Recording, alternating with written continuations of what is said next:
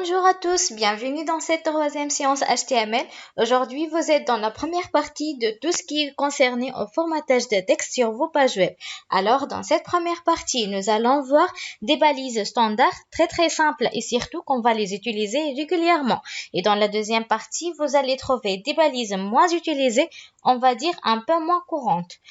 Tout d'abord, il faut savoir que les moteurs de recherche, Google, Bing, etc., qui vont crawler les pages web, vont se baser sur ces balises pour identifier un petit peu le contenu qui est le plus pertinent ou la manière de l'organiser. Donc, on va démarrer. Je vais mettre un simple texte et je l'enregistre de cette façon-là. CTRL S. Et on va l'afficher dans le navigateur et on va voir qu'est-ce qu'elle va nous donner. Voilà. Donc, vous voyez que le navigateur affiche le texte comme ceci, d'accord? Pas de problème à ce niveau-là. Maintenant, on prend le même texte.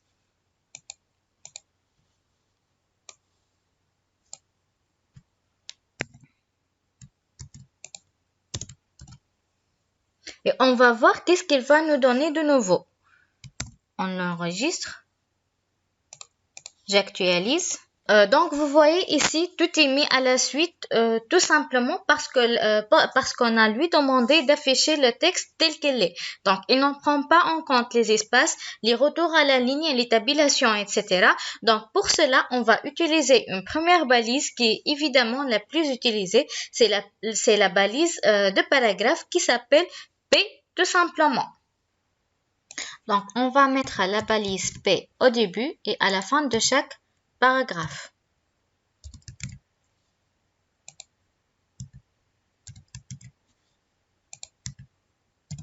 Et /P. Voilà. Bref, je recommande de faire toujours la fermeture de paragraphe et même toutes les autres balises parce que je le trouve plus propre et plus logique et que votre page web soit sémantiquement valide. Voilà, donc vous voyez une première paragraphe et une deuxième. Et maintenant, si j'actualise ma page, évidemment, on actualise. Évidemment, on a bien la séparation qui se fait. Donc, jusqu'à là, pas de souci. Donc, vous voyez, le navigateur est capable d'interpréter cette partie-là et de présenter les choses comme il faut et de bien séparer les deux paragraphes. Donc, une petite parenthèse, il y a aussi un système de balises pour faire des commentaires. Pour démarrer un commentaire, il faut mettre le signe inférieur, exclamation, double tiret. On peut écrire ceci est un commentaire et on ferme le commentaire par deux tirets, signe supérieur. Alors, lorsque vous travaillez un document avec Microsoft Word ou Google Doc, par exemple, vous avez la possibilité de mettre des titres, de spécifier des paragraphes et de mettre un texte en gras ou en italique et ce genre de choses-là. Mais il faut savoir que globalement, vous allez avoir un petit peu les mêmes possibilités au niveau de HTML. Et il va falloir connaître tout un état de balises qui permettent de formater votre texte. Alors, après avoir vu la balise P, on passe à voir les titres. Globalement, lorsque vous allez écrire un grand contenu, vous devez donc hiérarchiser les informations et de mettre un titre de premier niveau et un titre de deuxième niveau et ainsi de suite. Pour écrire un titre, on va utiliser une balise qui s'appelle la balise H suivie d'un numéro de 1 à 6. Et ce numéro permet de présenter le niveau d'importance de votre titre. Donc, un titre de premier niveau utilisera la balise H1.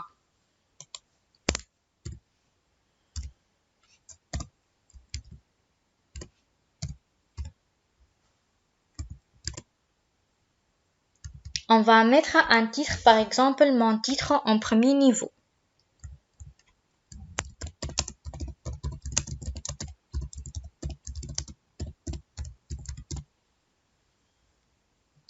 Un titre en second niveau utilisera la balise H2 de la même façon. Donc, H2 et /H2 pour ne pas l'oublier. À l'intérieur, mon second titre. CTRL S. vous pouvez utiliser un CTRL-C et CTRL-V pour dupliquer la ligne. On va mettre ensuite le H4 et H5. H4 et slash H4. Ensuite le H5 et slash H5.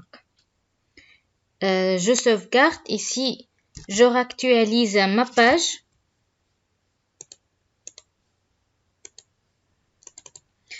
Je vois que j'ai mon titre en premier niveau qui s'affiche en grand par rapport aux autres titres et au fur et à mesure comme ils sont en niveau, on a des textes de plus en plus petits. Donc normalement, entre chaque titre, vous allez évidemment avoir du texte. Donc on peut utiliser pour cela la balise P comme on a vu précédemment et mettre à l'intérieur du contenu. Donc, alors, un petit détail intéressant sur Atom qui est mon éditeur de texte. Si vous voulez remplir du faux texte, vous pouvez taper lorem, puis tabulation.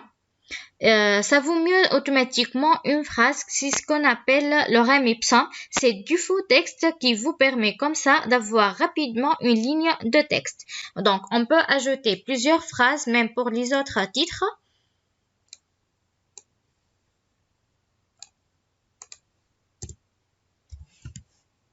Donc, toujours avec le P, puis lorem, tabulation.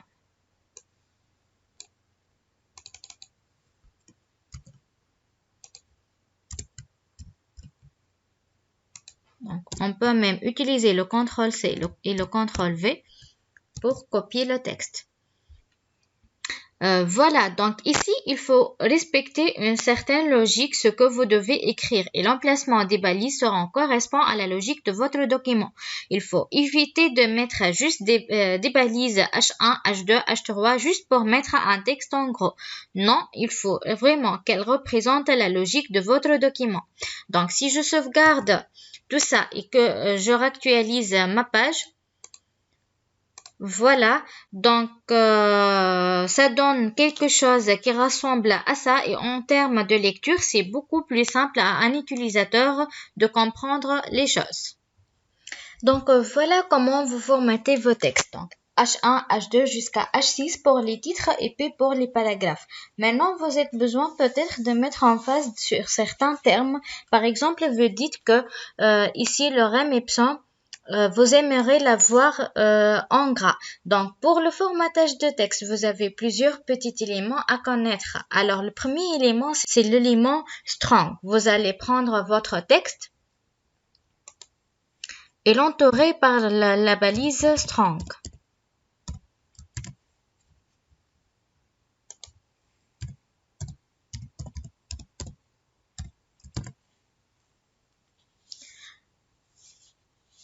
Donc, l'élément strong permet de dire que ce texte-là doit être en gras. Donc, si je sauvegarde et j'actualise ma page, je vois bien que notre texte est bien évidemment en gras. De la même manière, si vous voulez mettre un texte en italique, vous avez une balise qui est la balise EM. Donc, je vais prendre ce texte-là. Slash EM.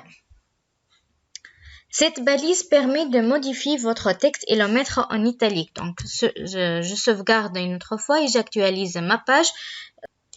Donc, je vois bien que le texte est en italique.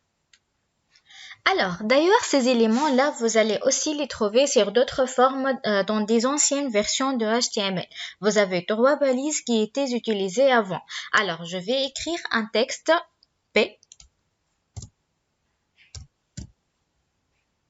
Je vais mettre à l'intérieur le mot gras, ensuite italique et enfin souligné. Voilà. Alors, pour le gras, on a la balise B, comme bold en anglais.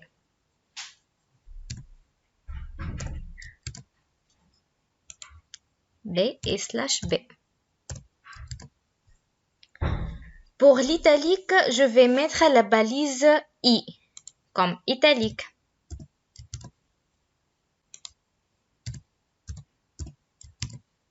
Et pour le souligner, je vais mettre la balise U comme underline.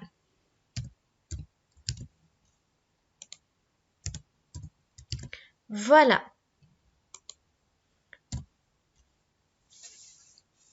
Maintenant, si je réactualise ma page, tout d'abord, je sauvegarde et j'actualise. Hop. Donc, je vois que j'ai presque la même chose que j'ai ici pour le gras et pour l'italique. Ces balises ont été utilisées en fait avant que le CSS devienne populaire, ce qui fait qu'elle était utilisée pour définir un style pour notre texte. Aujourd'hui, c'est quelque chose qui n'est plus utile parce qu'on peut le faire depuis le CSS justement. Les balises EM et strong ont une signification aussi sémantique, c'est-à-dire quand on tourne un texte avec strong, cela signifie que ce texte est plus important que le reste. Les balises B, I et U n'ont pas cette signification, donc je vous conseille de ne plus les utiliser. Vous pouvez seulement utiliser le EM si vous aimeriez mettre un texte en face et ensuite strong pour mettre en avant certains textes. Si jamais vous voulez appliquer un style particulier pour avoir un aspect design, dans ce cas-là, vous pouvez le faire avec CSS parce qu'il n'a aucune signification. Voilà, donc je termine avec ça pour cette vidéo. Dans la séance prochaine, on verra d'autres balises certainement que vous devez les connaître. Moi, je vous dis à bientôt. N'hésitez pas de laisser vos commentaires, poser des questions s'il y a des choses qui ne sont pas forcément claires et surtout vous entraîner. Faites vos propres pages web, d'accord? Voilà, à bientôt tout le monde. On se retrouve du coup dans la séance prochaine. À bientôt.